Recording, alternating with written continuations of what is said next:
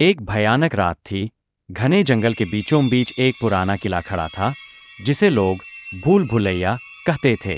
कहा जाता था कि जो भी इस किले में घुसता है वह कभी लौटकर नहीं आता।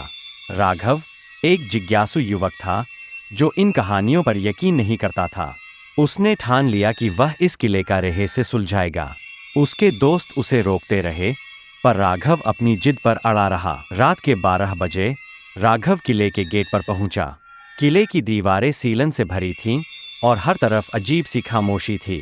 जैसे ही उसने गेट खोला, ठंडी हवा का झोंका आया और गेट खुद ब खुद बंद हो गया। राघव ने अपने टॉर्च की रोशनी में आगे बढ़ना शुरू किया। दीवारों पर अजीब अजीब चित्र बने हुए थे, जैसे कोई कहानी बयां कर रहे हों। चलते चलते वह एक बड़े से कमरे में पहुंचा, जहां एक पुरानी लकड़ी की कुर्सी पर एक धुंधली आकृति बैठी थी। अचानक वह आकृति बोल उठी, तुम यहाँ क्यों आए हो राघव? राघव के शरीर में झुरझुरी सी दौड़ गई। उसने हिम्मत जुटाकर पूछा, तुम कौन हो? आकृति हंसी। उसकी हंसी कमरे की दीवारों में गूंजने लगी। वह बोली, मैं वही हूँ जो तुम्हें यहाँ खींच लाया। जो इस भूल भुलैया में आता है वह मेरी रूह के पास फंस जाता है।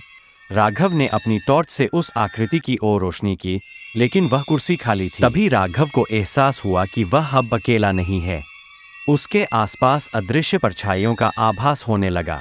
वह बाहर भागने की कोशिश करने लगा, परंतु हर बार वह उसी कमरे में लौट आता। फिर कमरे की दीवार पर लिखा दिखा, यहाँ से निकलना नामुमकिन है।